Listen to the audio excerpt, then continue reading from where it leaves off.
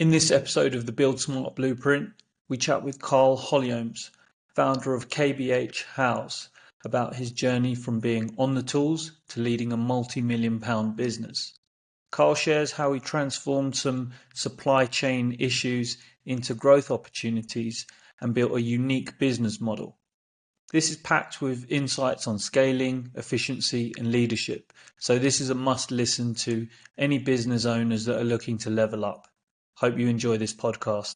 I think you're a bit of an enigma when I came across your story, and I actually think it would be of interest to people because you built this brand up in like a very short space of time, 10 years, I think, from you being kind of on the tools to where you're at now. So actually and personally, I think it would be lovely to kind of hear a bit of your story about how you got from kind of on the tools, running your kind of maintenance firm to where you're at now. Could you give us a bit of a background? Yeah, definitely. We went limited in 2014, but I was already trading as a sole trader, and I got approached by a large tier one contractor in the sector that we serviced, and become a supervisor for 6 months. And I've started understanding sort of more of the client liaison side of things. And I thought actually they're doing a really bad job, and it's quite easy to fix the problems. And that was in 2013. In 2014, I went limited. And then from there, we've been really honest with the clients and just done up really good rapport and just kept reinvesting back in. So we went from about a £45,000 turnover of year one to 180k to 900k. To 1.6 million, and then 2.5 million. Then we dropped back down because one of the clients we were servicing, they couldn't give us the work no more under procurement laws. And then we went back to the drawing board and just started really heavily invested in IT and structure and understanding where the client's requirements are, and just actually being someone who listens to what the requirements are. From both sides, and then built it from there. So, I mean, off the tools, I've only actually been off the tools properly probably 3 years. Like, there's always occasions up to that 3 or 4 years ago where I had to jump back on or go to site or show my face. Or 2 Saturdays ago, we'd done a nursery for free under social values. I went out on the tools for the day with the boys, which I quite enjoy still. But yeah, it's been a bit of a roller coaster. But I mean, to be fair, we've got a really solid team, which makes it easy in respect, and they're all valued. So I think that takes a lot of the pressure off of me to be able to have that transition very easy. One reason I was really interested to have you on and have a chat with you is because most guys that we kind of talk to and are in the space will generally repeat the same type of business and just keep increasing turnover in the same vertical. But for you, I think that's not the case, right? It's kind of like you've kind of not just niched, but kind of pivoted and stuff like that. Can you give a bit more information for those that don't know what KBH do, like from where you started doing kind of work for councils to sort of where you are now? Because I think that's a really interesting thing as well. We started out just carrying out sort of repairs and maintenance and void properties for local authorities and housing association, and we still do that. Now we manufacture our own doors and windows, do fire safety. So the overall process was that I didn't want to go for wider clients and become more spread across a client base. I'd rather go deeper with one client and offer more services with one client to understand, because we then, from my perspective, it's one payment process, it's one logistical area, it's a particular set of tenants and schemes that you have to manage their expectations, and the only thing that's changing is the site side of things of delivery. So that's my approach. Instead of going wider, I thought let's go deeper. So we started becoming more of a mixed bag, and since then we went to group. We've incorporated a company called LA Rossa, who's a joinery specialist, and we've got a workshop in Norfolk. We've got one in Bulgaria. So that was the idea behind it, and having full control. So instead of us going into a meeting where typically it happens that you've gone to a subcontractor who's manufacturing a product, or you have no control and you're saying my subcontractor said 6 weeks, and you go into a meeting and say my subcontractor let me down. I found it embarrassing. I didn't like that, so we removed that, and that initially stemmed from when we got our fire license. Was going to the top typical manufacturers in the UK, getting promised a deadline, adding in a contingency on, passing it on to our client, and then letting our client down for no fault of our own. And I just thought this has got to stop. So that's why every time we've gone into a new sector or a new area, it's because I was sick of letting someone else down, and I wanted that control. Yeah, I kind of equate it kind of like peeling an onion. Hey, you kind of started at the kind of outer layer of the onion, and as you sort of saw problems in your own supply chain, you kind of peeled another layer and took on another layer yourself, and you keep going. And have you got like a framework or now a methodology that you generally take when you're, let's say, looking at, okay, I've got a problem with my supply chain, I need to fix that to give a better service to my client, that you generally take, like, before kind of going into business or taking on or buying your supplier? Like, have you now got a set method that you generally approach? Yeah, so historically, before we started manufacturing our own goods and importing our own goods, so we import our own floor from Turkey, we buy our own timber from Peru, take it straight to our workshop to cut our merchants to cost down. So historically, before we done things like that, I always have a rule of, if I didn't have 3 people in my network, I wouldn't take a project on. So that way I can make sure I'm getting a quality standard and everything there. But now we're at a stage where we just have to we have to look at all the approaches. So, we're at a stage now where, to make sure that we can cost, value for money for the client, to make sure we can give a quick value service. So I've got a bid team that we sit down and we evaluate every aspect of a tender or an opportunity, from how the pricing methodology, if the clients are heavily weighted on price or quality, the social value commitment, how we're going to give back to the community, how we're going to staff it and structure it, and what kind of strain that'll put onto the business, in certain effect of labour, manufacturing, cash flow. So we'll have a series of like, checks that we say yes, no, and if it favours in the favour of yes, we proceed to stage 2. If it favours in the way of no, then what we do is we put that as a lessons learned log, and then we have a review of that month and go, why would he no? How do we improve these no's? How do we turn these into yeses? And that's what we do. How does that come about, that way of thinking? Like, do you work with a coach or a consultant, like, or have you used somebody to, because from what you've told me before, you came off the tools, you come from a trade background, not from like a lean management background or anything like that. How do you get to that stage where you're assessing things in that manner? Is it the team around you? Is it a coach? Yeah, there's no coach. It's just, as I said, the way I think comes down to the way we've got the pay structure and the split, and the way our business is unique. It's almost a franchise officially on paper. It's not, but it's pretty much franchises. So I'll have a partner to deliver this particular contract with this particular client, and then we'll have a financial arrangement that suits. So everybody coming into the business or working within the business has that much more value that they receive on their paycheck, if you like. So they give that much input. So when we're having group meetings and group talks, everybody is willing to come forward. So we've got a really good bunch of like-minded people who want the same agenda. So we're always bouncing around ideas. So we just talking a lot.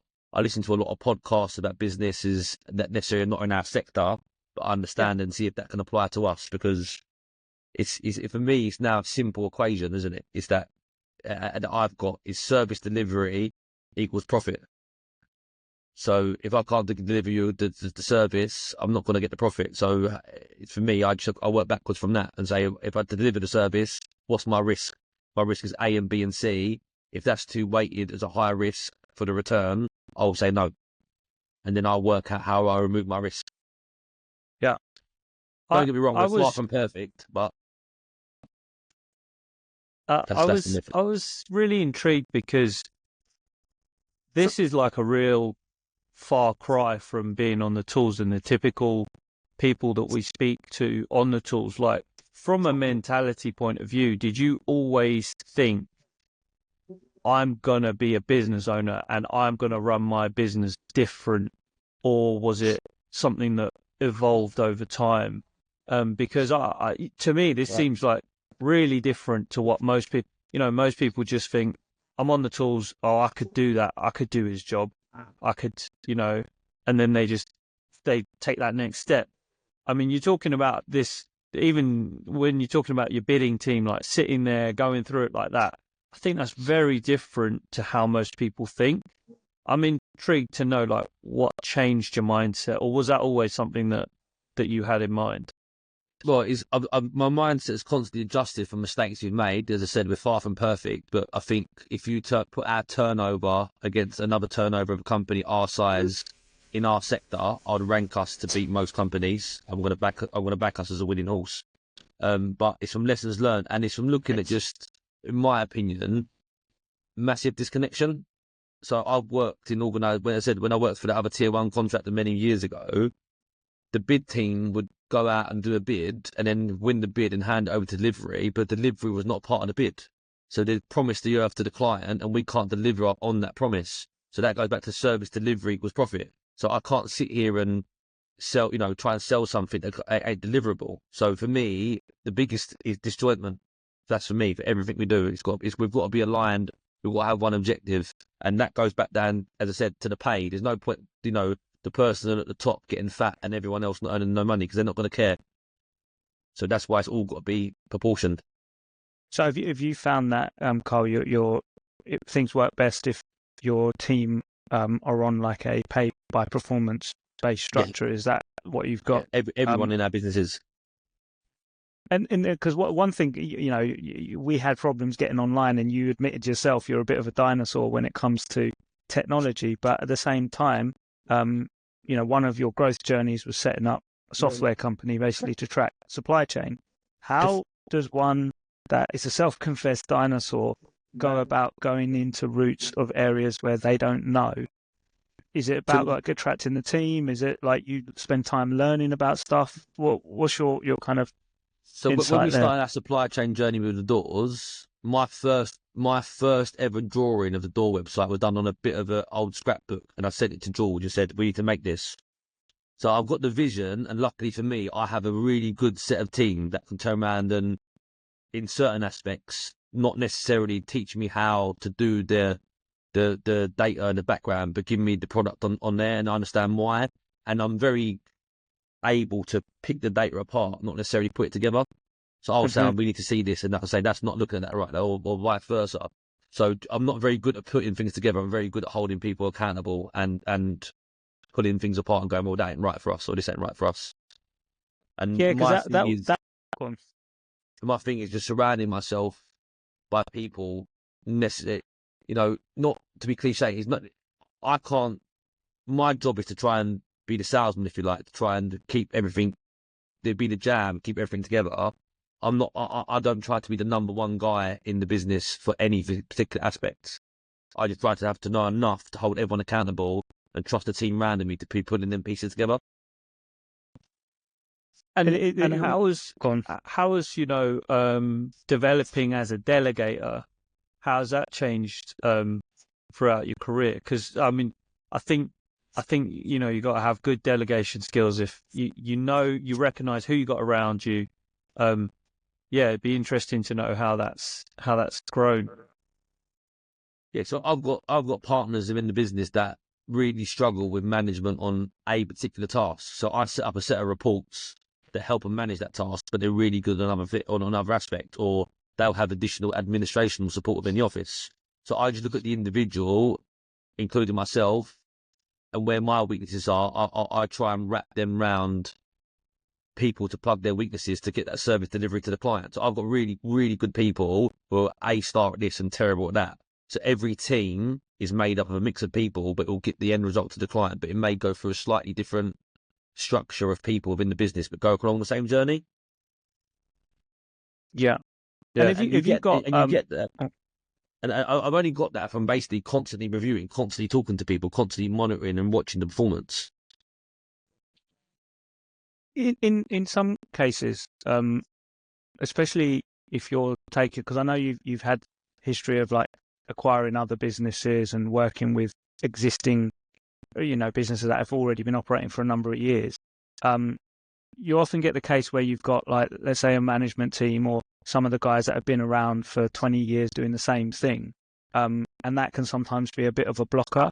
Do you come across that in your own team and when you're like looking at, partnering with other companies? And have you got any approaches that you found have worked when you've got somebody that's maybe stuck in their old ways, they don't really want to, do something different, especially when you're the kind of guy that sounds like doesn't want to take the kind of norm as the standard way, and you want to approach something different?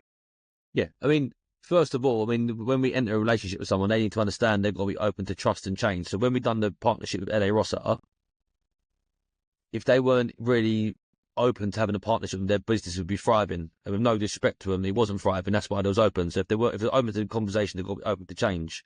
So first of all, we just plug the biggest problems in their business and start building that trust and rapport. And that's what we've done with them. And after a period of time, so for instance, they was adamant they wouldn't use a type of timber, and we built up the trust on every other bit of the aspect, and now they're winning, and now they're trying this type of timber, and they're actually happy with it.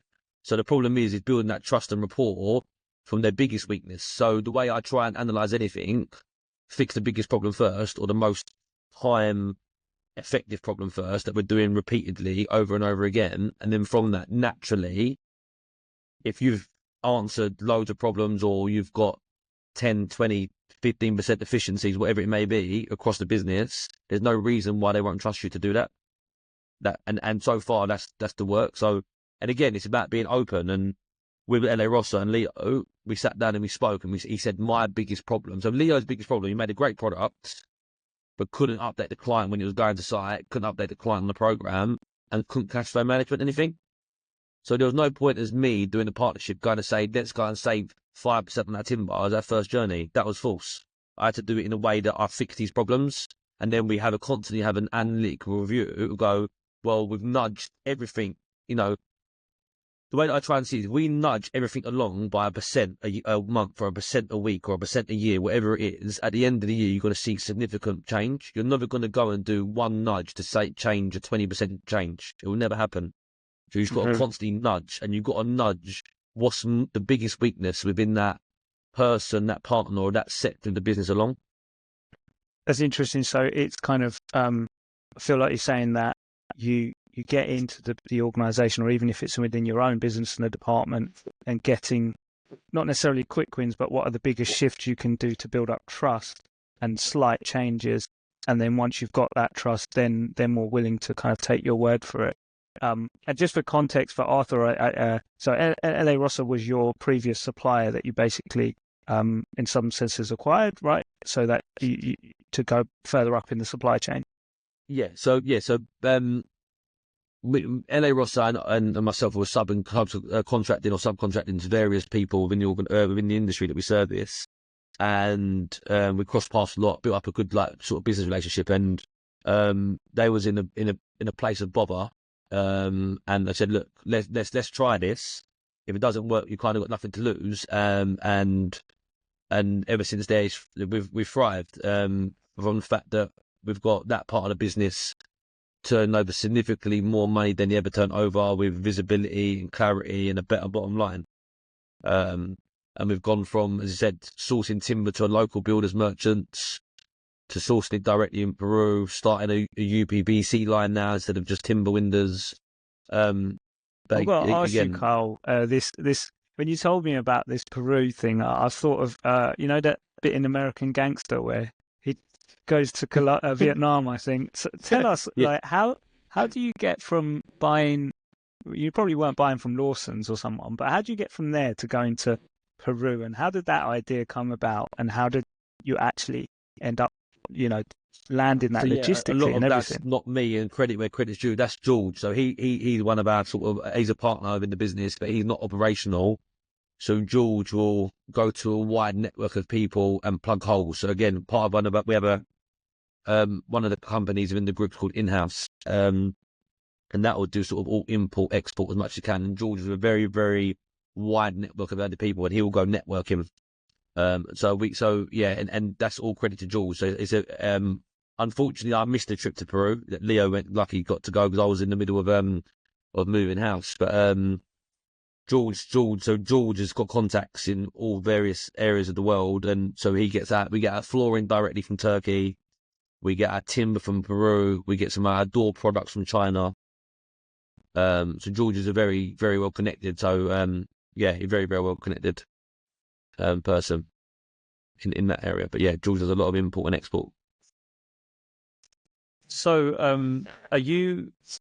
I mean, this. I think this like really shows open-mindedness here. Like, I don't know any of the firms we've talked to, let alone we worked with JP, where they're willing to go across continents to get the right product or to get consistency with their product and things like that. Just goes to show about networking as well, the importance of networking. I'm just trying to understand more the structure of your business as it is, because you talked about like coming into the group and things like that. You just sort of explain exactly what that means for anyone listening. Like, what does that mean? What does that look like?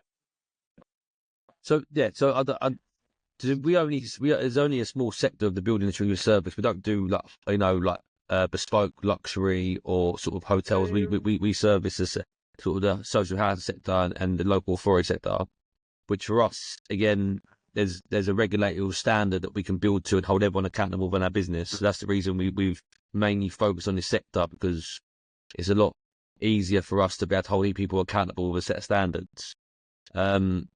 So how we've done it with other people, so is as we've got the LA Rossa part, and then the George with George and in-house is slightly different. That's more of the manufacturing and the back office stuff, if you like. And we're doing it with another company called Michael. His name's Michael from On Point Maintenance.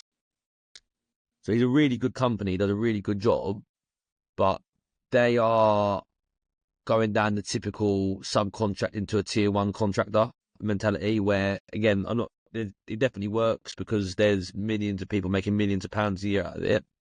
But our industry is that we just believe there's too many layers of management that dilutes everything too much to get the journey right, and all that eats into the bottom line. So you're either charging the local authority, the council, too much, in our opinion, or the person on the ground's not getting the right money for the job. So then there's a lack of quality or of ownership experience. So how we're trying to do it is through IT systems that we've innovated and our management structure that's very concentrated. It still has all the red tape and it still has all of the correct procedures in place that's backed up by all of our accreditations and ISOs and things. We've removed a lot of them unnecessary barriers to be able to get the answer from site straight to the customer's house we're in and straight to the client who's got the control of the budget, who we have to appear to their standard. So that's our approach, is to actually then we can get a contractor who doesn't feel like a contractor, who's not kept in the dark, who sits around the table with us, if you like, deals with the client with us, and they get a much better price or wage or percentage or bonus, however that particular agreement is, for the service they're doing. So instead of us suppressing people with wages, we're empowering people with decisions. We're getting people to earn more. We're getting people to, to grow with us. That's our stake on it. So every partnership we have, although it may go along exactly the same journey from a tenant's or customer's point of view and the client's point of view, internally there's always an arrangement that suits that individual and with us to get what we need out of that relationship. So we're open to working in pretty much any way. And how do those people like connect with you? How does that relationship come about? And what does it look like from their point of view? Will they immediately see like, oh, this is different? Like we haven't worked like this before. Yeah. So yeah, I mean, at the moment we're at a very funny stage in our business. So we're at a stage now where we've grown to a stage where we've used all immediate networks and contacts and customers to do this and clients. So now it would be the first time that we'll be sort of in the very near future advertising this opportunity in the way we're doing it. So that'll be market research which we'll have to find out how the response is. But currently, a lot of the time is that worked with this person in a capacity or another, and they've seen the growth and they've seen the journey, and we can sit down and go open book with them, and we can show them this is the opportunity in business, where could they sit in, and how could they move with us. And that's worked really well. So the initial conversation, we just have a scoping conversation. We've got this opportunity, or we've got this weakness, or this particular partner can't deliver this no more. So we've got this growth here. Would you come on board? This would be the role. This would be the responsibilities. And we go through all the processes. We go through all our handbooks that we make up, IT systems, and then we'll integrate them slowly into the business, depending how that works. And Kyle, you mentioned the word franchise when we started the conversation.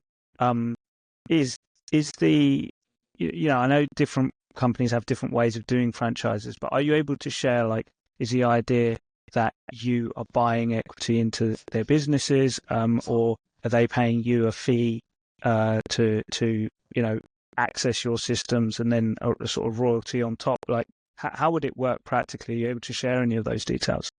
So yeah, in the simplest terms, is that we all say to them, we understand from a client management point of view, we need to have all these accreditations to make sure our carbon footprint's here, our customer journey's here, our GDPR's here, whatever the requirements are, and we need effectively a good service on site. So that's how the collaboration is. We can do all the customer journey side of things, and you manage all the jobs through our system and our policies and processes and ISOs.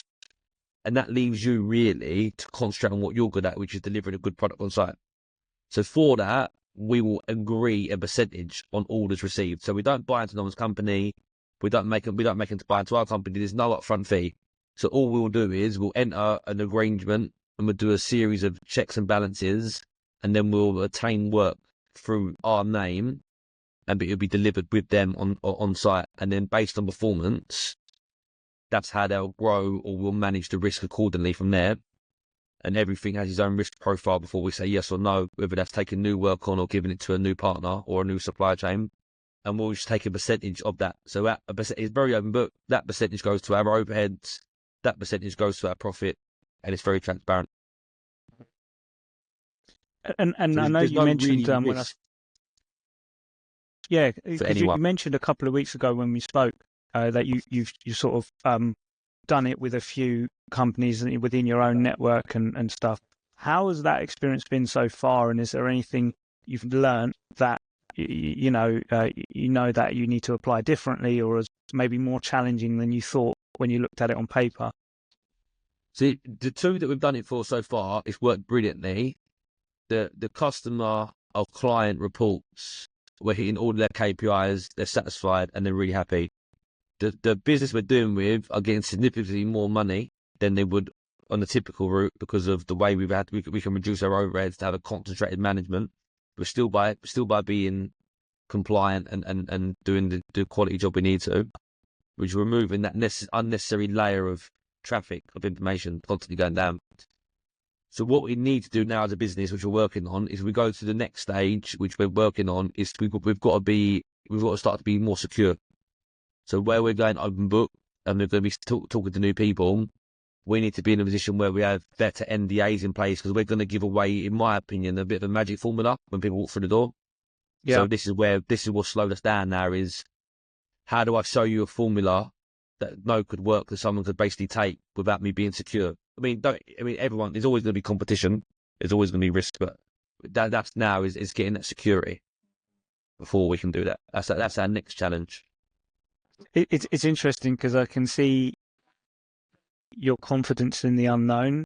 Do you know what I mean? That it's sort of like, it feels like you've been on this rodeo before with, it's I don't know the answer, but it's just, this is the next solution we have to take on. So I can definitely see those sorts of traits. We've got into like very businessy side of things, but I'd be quite keen to just kind of move this conversation a little bit back more into like your own personal journey and growth, if that's okay. Because I do think it's an interesting side of things. One thing I did notice, which I thought stood out, and I don't know if the numbers are right, so you correct me, but I think I saw on your website that you've invested around £1 million of project work into social projects, basically that is money that could have gone into your pocket, essentially, as a business owner. That's quite unusual for a business of your size to be doing that. And I know you're keen into kind of, I don't know if you're a fighter yourself, but supporting fighters and things like that. Usually people do that like at retirement phase, all of that. What's the logic in that? Is there some business sense in you kind of trying to get work from that, or is it just like some personal satisfaction? And how do you balance how much you can reinvest into the business and what you choose to take out and put it into sort of social projects? So when we first started, I'm not going to lie, we was just we've got a spare surplus income, so we'll just give some away. And in recent times, we've got a lot more of a strategic plan in place. So depending, what we'll do is we'll sit down with the client who's spending money with us, and we'll find out what's the local demand based on them areas, and where do they need social value, where do they need community, an uplift in the community, and whatever we may do, as you said, it might be doing a sponsorship of a football club or a vast amount of things. But we just now factor in 1% of our revenue to go to social value. And that's what we do. So depending where it goes and what it does, and some of it's from the heart, so it could be a local boxing club, and some of it's from a client met demand. So we just try and do that. We want to. It gives us some value back as well. So not only are we're making the margin, making profit here to make money, but it gives us value back to know we're servicing the community in more than one way or than another. So in some works, it's a bit of selfishness to some degree to be able to have the ability to give back and go, yeah, we did that, that's good, that's up, we done that, that's nice, So it's a little bit of selfishness, yeah. But would you say that, and it sounds like that really, this isn't the driver for you doing that, but would you say that the money kind of pays itself back over the years in terms of connections and contracts that you've maybe won through that kind of 1% allocation, or would you say from a financial point of view, it's not necessarily, adds up? I mean, there's always going to be an element of, again, of good karma, bad karma. There's always going to be an element of that. There's always going to be an element of people saying, oh, this company always presents to the community, so if you go for an opportunity. But also as well, going back to sort of, childhood, I didn't grow up particularly very far from a wealthy background. I was born to two 17-year-old kids, basically, in a council estate in East London. And there wasn't much, community things like that. I remember, our local football team would run one week to another because they didn't have money to pay for subs. So again, the areas that we're servicing, again, we remove them barriers. It might necessarily be the again, from a selfish point of view, it goes back to some of your upbringing or your childhood. So giving back to a local football team that can have that service running every week for them kids, that's heartwarming for me. Yeah. So there will be if in payment in kind, or I know there will be a return, and either if that's gratitude we get out of it, or there is a return. Yeah, you do get. Yeah. How has that journey been in terms of coming from not much? And obviously, I don't know your personal financial situation, but I'd almost guarantee it's not anywhere near where you grew up from. And how has that journey been? Because I know often people, especially on the trade side that we speak to, they're the most well off in their family and all of that, and obviously if you're still kind of involved in site and stuff. And have you found that a challenge over the years as you as a business owner have grown and your business has grown, to still connect with your family roots and connect with that your guys on site and things like that? Yeah, personally, my life is, on a personal thing, we do okay, but I leave a lot of money in the business. We're always very well because of, goes back down to, we pay all our guys, our subcontractors, in 7 days. We have a really good, cash flow. So it's, again, when I say service delivery and the profit follows, that's us, the way we pay our suppliers, that's the way we pay our guys. It's a service from both ends. So from that particular point of view, I've done okay, but not. My thing will come if we ever sold the business or when we're retired. That's building that pot up now. but yeah, it's been a good journey. But I've been very lucky in the fact that my partner would let me sacrifice a lot of things. We've cancelled the holidays and with that because things come up at work in the early days. And when I first started, I was living at my mum's. I started listening from an iPhone in my mum's bedroom, and I didn't have to pay rent, or it was just full support, and I didn't have to worry about whatever it may be. So we didn't have much, but we had each other. So it was, for me, it was very, and I've been with my partner since I started. So for me, I've had a massive support network, not necessarily in financial terms, but in just allowing me to seed or fail, which is all I needed really. And along the journey, I've met the right people along the way to allow me to reinvest money and get money out of the business.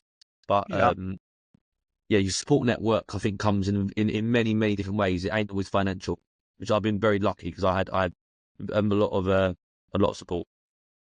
Yeah, we talk about that quite a lot, and Shitty got an upcoming podcast around the whole idea of like relying on your spouse as a support network, not financially, but they're so integral when you're running your business, and you need somebody to rely on. Can you give us any insight into, like, if you reflect on your time 10 years ago on the tools and what your day looks like now, and any drawbacks that you think, actually are really, this is one of the things that maybe you sacrifice, or one of the things that you don't really get as much, because it's not always positive. No, I mean, to be truthful, I mean, I really missed a lot of the time going to work and just worrying about me just doing a good job for the day and having a laugh with people and not having to worry about, has someone sent the wrong email or someone upset the wrong customer today? Because as much as there's a benefit and there's a long-term goal here, that there could be a rainbow, a pot of gold at the end of the rainbow, if you will, at the end of this. At the minute, I'm the one holding accountable every day. So every day, I'm upsetting someone some way because I was telling them they're not good enough job, or it's this or it's that, or I'm chasing money to come in, or I've got to do this and do that. So no matter, every day it comes with its own stresses, and you don't ever switch off. So 10 years ago, you could relatively do a day's work and you go home and it was, there may be a little bit on your mind because you're wired, I believe if you're wired a certain way, you're wired a certain way, and your brain's constantly going. But at the moment, my family still sacrifice a lot, because if we're on holiday, I'll still have to work if I need to, or I still do this, or I'm never 100% off. So I miss that side of things, and I miss as well always having to be the serious one, and and always thinking about that. I do miss that a lot. So day to day, yeah, the biggest thing I miss is just being able to have a bit of a laugh with the lads and just crack on and do the job. And now I'm being a bit of I'm the one that's always trying to fix a hole somewhere, or fix a problem somewhere, or trying to always find that next avenue, or that next room, or that room for improvement. And because there may be nothing wrong with it, but I'm always trying to improve. So I'm always trying to find the problem, and yeah, that's one of the things I do miss. Yeah. Is that something like you think you can't get back? It's just the nature of the size of your business and the type of business. Like, is that something that you think about? What can I integrate back into my business or position myself so I am getting a little bit more of that? Yeah, so we've made some good strategic changes over the last 6 months, and we've got 2 new people in, which before I was very against my sort of I see them as overhead. It was a little bit against that model because I didn't want to have overheads, but they've been really, really good assets to the business. And we're putting different reports in place to give us that little bit of visibility and trend monitoring and things like that. So we're slowly turning that around. But I just think as you grow and as you change, and there isn't a book for me to refer to, and there isn't someone that I can always go to lean on, because the way we're doing things is very unique. I think I'm always going to have that worry and that concern, that stress and that overthinking, and I think that's how I am. And I think now I'm just used to that. So we've got a plan to go through over the next couple of years, which we'll do. And as I said, we've got really, really good partners and really good people in the business, and I can't stress enough how the business is a success of everyone's efforts, not mine. I am a pusher, don't get me wrong, and I do keep handing people, but I do have the ability now for 90% of it not to be involved in every detail to where I was a year ago. and 2 years before that, and then we'll go there. We'll go further forward. But yeah, I think yeah. But I don't know if he'll come back. I don't know, but I don't know. It's hard because I never thought I'd be here today. When I first set out, I thought I'd have 2 or 3 rounds on the road and earning whatever I was earning. I'd never imagined that we turned over 24 million last year, and I've done that in 10 years, starting from an iPhone. So I can't. I'm very much open to anything and learning. Along the way, did you have anyone that was kind of like thinking you were crazy, or at any points to like, trying to discourage you from taking the different route and then what would you say, to the younger guys that are maybe thinking, you know what, I do want to get into this game, but I don't want to do it like everyone else does it. Like, what would you say to encourage them?